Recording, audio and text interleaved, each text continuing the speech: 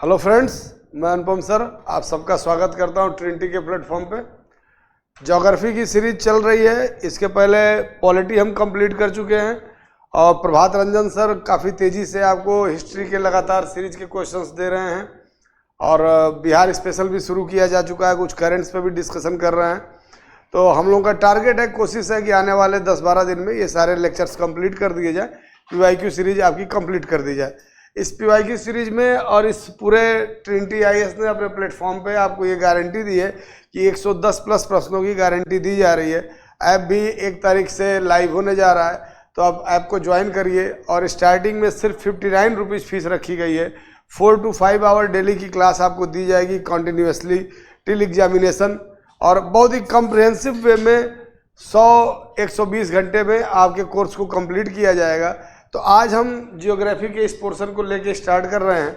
अब देखते हैं जियोग्राफी में अभी क्या क्या क्वेश्चंस चल रहे हैं। ठीक है, तो आज का टॉपिक हमारा सॉइल एंड, इसमें पहली हेडिंग दे दिया ब्लैक सॉइल। तो सॉइल क्या है? मिट्टी, मृदा जिसको बोलते हैं।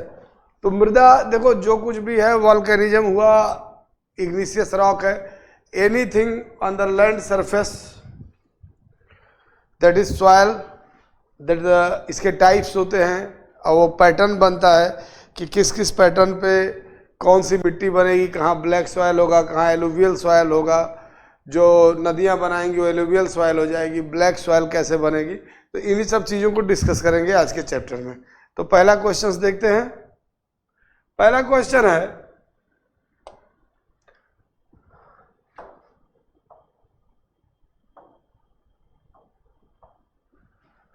Which of the following term is also used for black soil? Black soil के लिए और कौन सा शब्द इस्तेमाल होता है?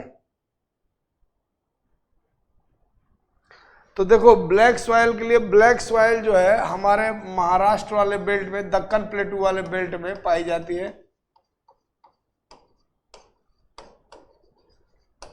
दक्कन प्लेटू वाले एरिया में ब्लैक सॉइल पाया जाता है। इसको लोकल, एक तो कॉटन का एग्रीकल्चर बहुत अच्छा होता है तो ब्लैक कॉटन सॉइल या रेगुर सॉइल के नाम से इसको जानते हैं। लोकली लोग इसको रेगुर बोलते हैं। तो इसका मतलब हो जाएगा more than one of the E, तो ई इसका आंसर होगा।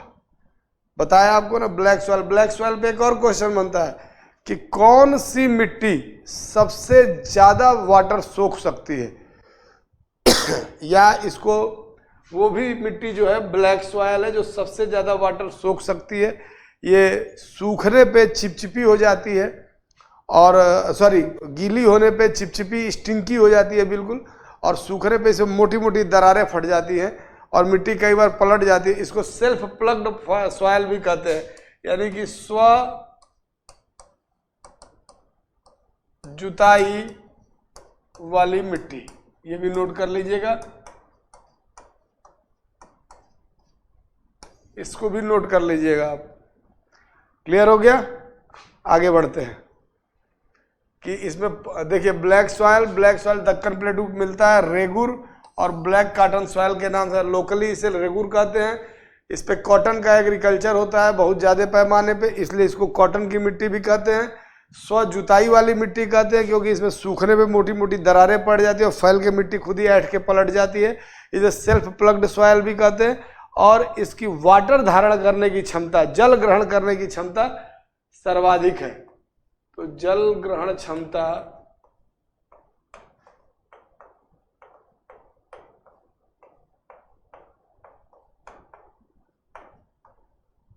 सर्वाधिक है। ये चीजें ठीक है। नेक्स्ट क्वेश्चन पे चलते हैं।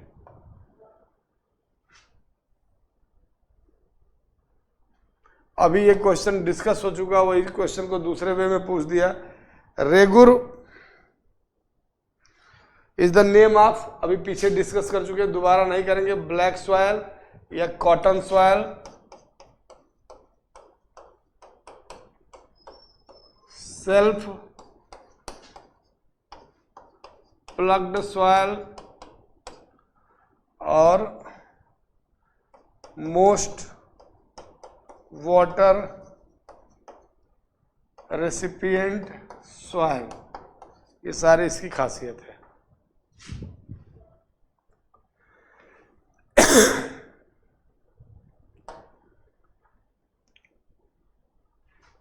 अब पूछ रहा है regur soil most spread in India, कहाँ पे सबसे ज़्यादा है? अभी आपको दक्कन प्लेटू बताए थे, और दक्कन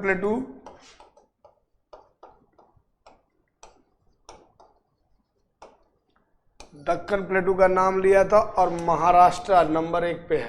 दक्कन प्लेटू का सबसे ज़्यादा और सबसे बेहतरीन एक्सपेंशन महाराष्ट्र में मिलता है।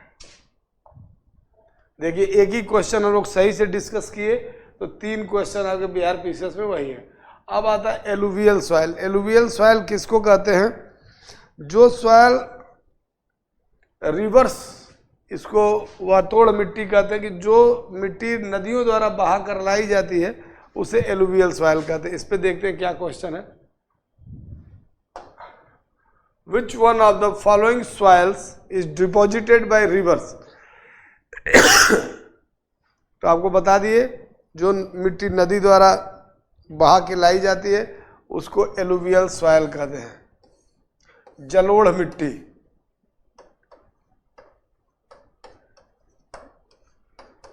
जलोढ़ मिट्टी 2 तरह की होती है। कौन कौन सी? एक खादर, एक बांगर। दोनों जलोढ़ है, ये ओल्ड है, ये न्यू है। जहाँ तक नदियों का पानी हर साल पहुँच जाता है उसको खादर बोलते हैं, जहाँ तक नहीं पहुँचता है उसको बांगर बोलते हैं। तो एलुवियल सॉइल जो जलोढ़ मिट्टी जो जल के द्वारा बहा कर लाई जाए, सॉइल डिपॉजिटेड बाय रिवर्स, तो रिवर्स किसको बहा के लाएंगे? एलुवियल सॉइल को। इसके टाइप हो गए खादर और बांगर। क्लियर हो गया? आगे चलते हैं।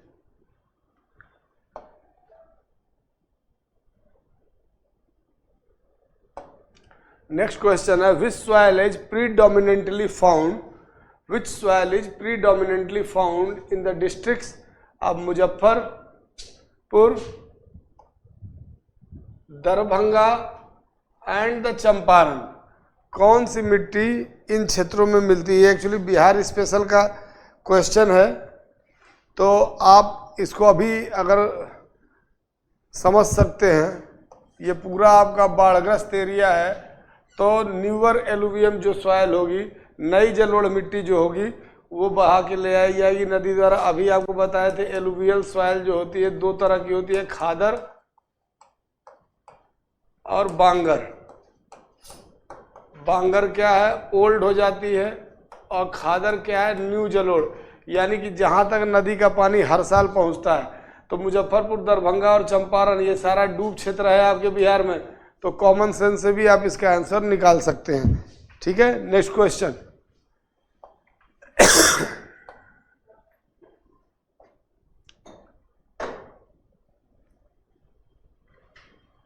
Old Kachari clay of Gangetic plain is called. बताइए आप लोग, कई बार ये क्वेश्चन डिस्कस हो चुका, इन्हीं 2 क्वेश्चंस के अंदर ही आपको बता दिए। Old Kachari of Gangetic plain, तो गंगा में कौन सी नदी है? गंगेटिक प्लेन में गंगा फॉर्म कर रही, गंगा एंड द ट्रिब्यूटरीज मिलके गंगेटिक प्लेन का काम कर रही है। और नदियां जो मिट्टी ले आएंगी, रिवर ट्रांसपोर्टेड सॉइल्स को हम क्या बोलेंगे? रिवर ट्रांसपोर्टेड सॉइल्स हो जाएगी बेटा आपकी एलुवियल सॉइल। एलुवियल सॉइल, और एलुवियल सॉइल की अभी आपको कितनी बार हर क्वेश्चन बता चुके, 2 टाइप, खादर एंड बांगर। अब पूछ रहा है, क्वेश्चन पढ़िएगा, ओल्ड कचारी क्ले, ये लोकल नाम दे दिया, पुरानी जलोढ़ मिट्टी को क्या कहेंगे? बांगर। क्लियर? भाबर क्या होता है? भाबर तराई और माउंटेन के बीच का एरिया होता है भाबर। खादर और खोंडोलाइट ये कोई मिनरल का नाम दे दिया है। नेक्स्ट क्वेश्चन पे चलते हैं।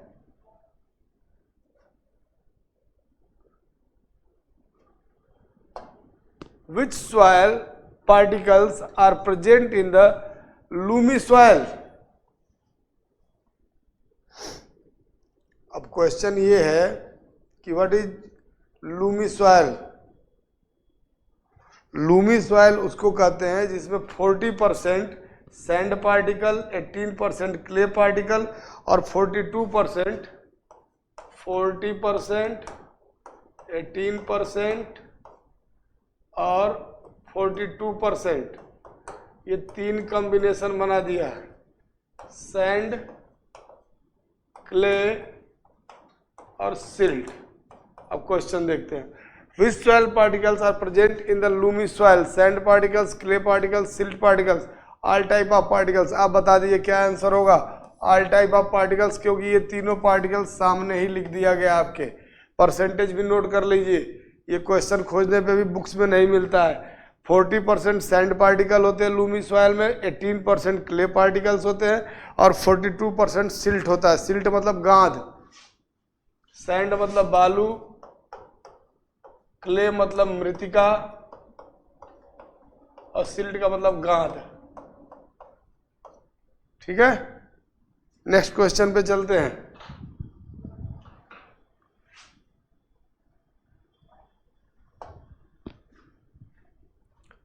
नेक्स्ट क्वेश्चन क्या है? Karewas soils which are useful the cultivation of जाफरान। जाफरान या सैफरॉन बोलते हैं बेटा केसर को, मिठाई उठाई में जलाता है दूध को पीला करने के लिए। अब जाफरान are found in Kashmir Himalaya, Garhwal Himalaya, Nepal Himalaya, eastern Himalaya. Answer सुनते ही क्लियर है, जाफरान की जो खेती होती है। अब ये देखिए, कारवाज सॉइल्स क्या है? ये एक तरह की झीलें होती है, दीज आर लेक्स। ये लेक्स जब सूख जाती है तो जो मिट्टी निकलती है, जो इसकी गाद होती है, इसी पे केसर की खेती की जाती है। ठीक है, तो ये भी पूछा कारवाज लेक्स कहाँ मिलती हैं? तो जे&के, तो कश्मीर हिमालय का पार्ट होगा ये। कश्मीर में ही करेवा इसको बोलते हैं, हिंदी में इसको करेवा बोलते हैं। करेवा झील, इसके ऊपर खेती की जाती है, तो कारवाज सॉइल लिख दिया है, करेवा सॉइल। ठीक है, नेक्स्ट क्वेश्चन पे चलते हैं।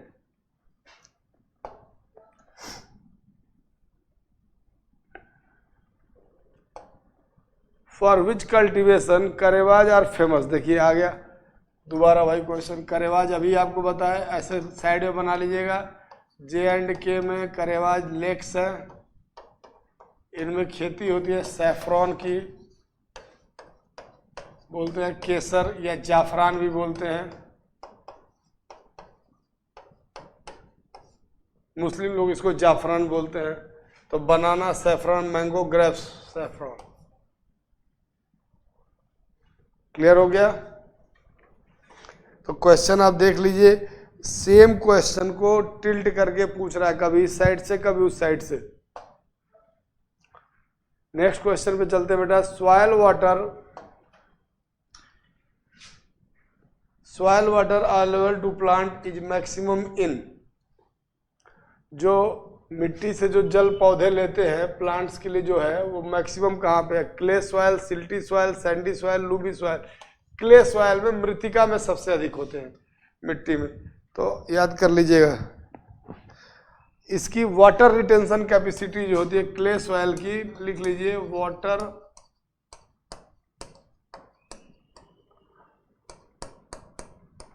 रिटेंशन कैपेसिटी जो होती है वो हाईएस्ट होती है। सबसे ज़्यादा वाटर यही ग्रहण कर सकता है, तो क्ले सॉइल इसका आंसर हो जाएगा। ठीक है, नेक्स्ट क्वेश्चन पे चलते हैं।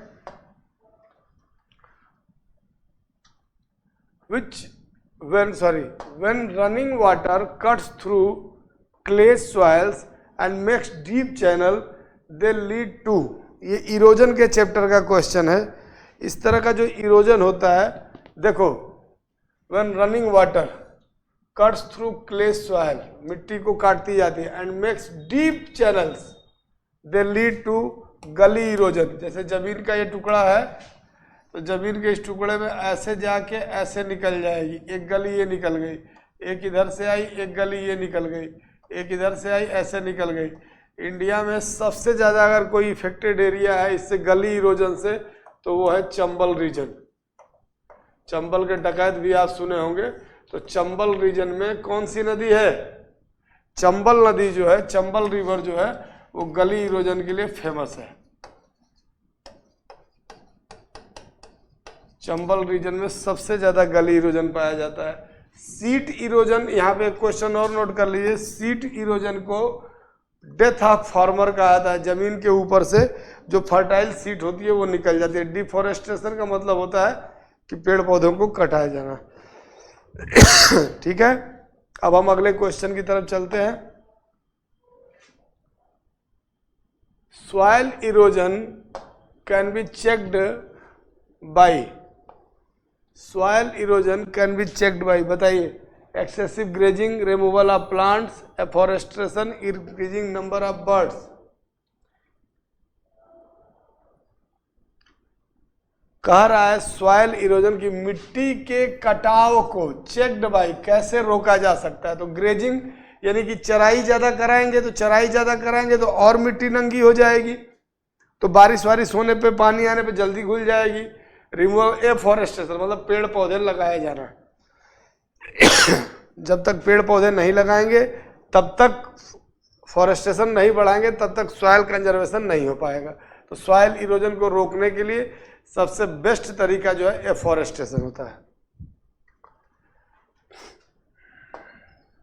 In India the state with the largest area under dense deciduous forest cover, घने पर्णपाती वन, डेसिडुअस का मतलब था पर्णपाती वन, जो पेड़ पौधे अपने पत्ते गिरा देते हैं। जब भी ये क्वेश्चन आए, डेसिडुअस फॉरेस्ट का कोई भी क्वेश्चन आए, आंख बंद करके एमपी लगा दीजिएगा। मध्य प्रदेश इसका आंसर होगा, ध्यान रखिएगा। छत्तीसगढ़ भी है लेकिन एमपी जब वेरी बिग स्टेट, तो आप एमपी ही टिक करिएगा। क्लियर हो गया, अगले क्वेश्चन पे चलते हैं। अब यहां पे एक क्वेश्चन और बनता है, इसको समझ लीजिए। घने या सघन पर्णपाती वन, तो पूछ रहा है लार्जेस्ट एरिया, सबसे बड़ा स्टेट भी एमपी है हमारा। हालांकि ये घने पर्णपाती वन आपके वहां पे बहुत मिलते हैं छत्तीसगढ़ में, लेकिन चूंकि छत्तीसगढ़ भी एमपी का हिस्सा रहा, एमपी का साइज ग्रेटर है और इसलिए मध्य प्रदेश इसका आंसर होगा। क्या बताना चाहता था मैं, हाँ, जहाँ भी 200 सेंटीमीटर तक की रेनफॉल होती है वहाँ एवरग्रीन फॉरेस्ट पाए जाते हैं, सदाबहार वन पाए जाते हैं। लेकिन जो मानसूनल एरिया है उसमें 50 से लेके 200 सेंटीमीटर तक की रेनफॉल पाई जाती है।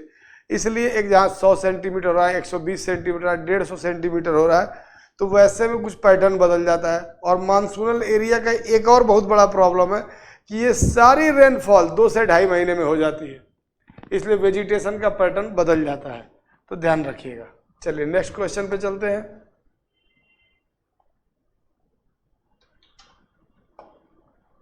Which one of the following state has the highest percentage of area under forest? किस राज्य में सर्वाधिक फॉरेस्ट कवर है?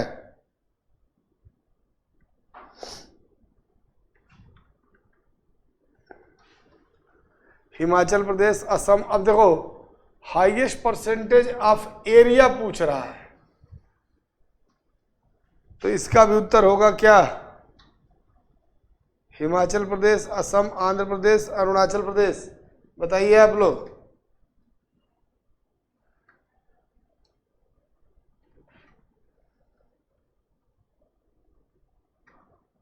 नोट करिए।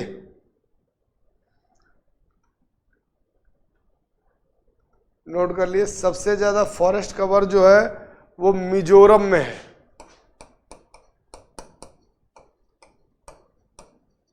और ये 84% से ज्यादा है। उसके बाद आता है लक्षद्वीप, उसके बाद आता है अरुणाचल प्रदेश, फिर आता है हिमाचल प्रदेश, फिर आता है गोवा, नहीं, फिर आता है असम। तो अब मिजोरम, लक्षद्वीप और फिर अरुणाचल,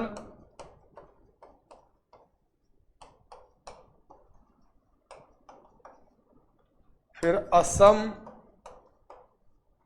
फिर आता है हिमाचल। ये करंट रिपोर्ट है 2001 की। अब इसके हिसाब से आप आंसर दे लीजिए। इसके हिसाब से जो आंसर आएगा वो अरुणाचल प्रदेश आना चाहिए। चलिए,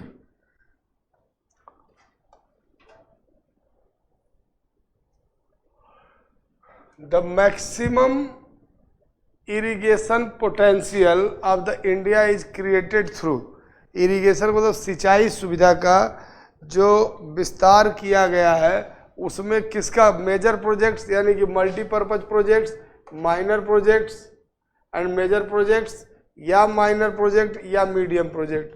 देखो जब भी आए हमेशा, अभी भी हमारे यहाँ सबसे ज़्यादा क्या है, नलकूप सिंचाई है, मोर देन 70% नलकूप सिंचित एरिया है हमारे यहाँ।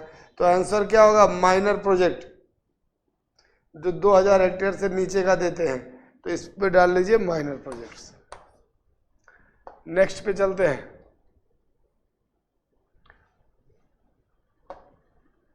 The Saran irrigation canal is drawn from the river, Saran बताइए कहाँ पे है, आपके बिहार का क्वेश्चन है। किस नदी से निकाली जाती है, वाल्मीकि नगर में है, गंडक, गंडक से निकाली जाती है वाल्मीकि नगर के पास, ठीक है। The Saran irrigation project clear हो गया, तो ध्यान दिया करिए इसका सब।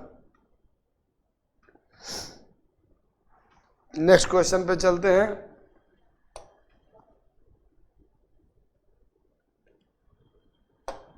विच of the following canal system irrigated areas of Bihar, कौन सा कैनाल सिस्टम बिहार को पानी देता है। अपर गंगेटिक कैनाल नहीं, यूपी में है। त्रिवेणी कैनाल, यही होनी चाहिए answer. Sharda canal, eastern Yamuna canal, Triveni canal irrigation north western part of the Bihar, Triveni canal. और किस एरिया को करता है ये भी कर लीजिए, north western area of Bihar. Clear हो गया। नेक्स्ट क्वेश्चन आ रहा है, Indira Gandhi canal irrigation Thar desert originated from, कहाँ से निकलती है, हरिके बैराज, हरिके बैराज से इंदिरा गांधी कैनाल, इसको लाइफ लाइन ऑफ थार भी कहा जाता है। अगर राजस्थान में पूछेगा तो हनुमानगढ़,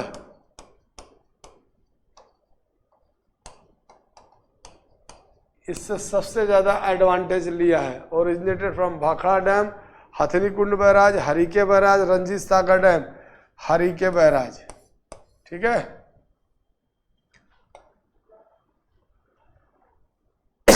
ठीक है दोस्तों, ये वाला चैप्टर खत्म होता है। नेक्स्ट क्लास में फिर मिलते हैं। अब जियोग्राफी की सीरीज धड़ाधड़ आपको मिलती रहेगी। पेपर एक एक क्वेश्चन देखिए। पेपर डिस्कशन से रिवीजन के जो क्वेश्चन मिल जाएंगे वो तो अलग है। सबसे बड़ी बात है आपके माइंड सेट को बहुत ही प्रिपेयर करता है कि आप अपना माइंड सेट कितना अच्छे तरीके से रख के निकालते हैं। क्वेश्चन देखने से जब आप पढ़ेंगे या कोई चीज़ सुनेंगे तो उन चीज़ों की क्लियरिटी बनेगी कि आगे आपसे फर्दर और क्या क्वेश्चन पूछे जा सकते हैं। ठीक है, थैंक यू वेरी मच। 1 तारीख को ऐप लॉन्च हो रहा है, उसको ज्वाइन करिए। स्टार्टिंग 200 बच्चों के लिए सिर्फ 59 रुपीज़ की फीस रखी गई है और बहुत ही एडवांटेजियस, बहुत ही फायदेमंद होगा आपके लिए, ये आपको प्रॉमिस है। और 110 प्लस की आपको गारंटी दी जा रही है। तो सारे अनुभवी लोग इस प्लेटफॉर्म से जुड़े हुए हैं। जैसे प्रभात सर हमारे आपके बिहार के ही हैं और काफ़ी लंबा अनुभव है उनको एग्जामों को क्रैक करने का। बहुत से उनके पढ़ाए बच्चे एसडीएम और डीएसपी के पोस्ट पे हैं, वीडियो बने हुए हैं। इसके अलावा आपके धीरज सर हैं, बाय प्रोफेशन वो सीए हैं और बहुत ही अच्छी अंडरस्टैंडिंग है उनकी इकोनॉमिक्स के रिलेटेड। मैं आपको पढ़ाई रहा हूँ ज्योग्राफी और पॉलिटी, तो थोड़ा सा आप प्रयास करिए, बहुत तेज़ी से आप आगे बढ़ेंगे। All the best, thank you.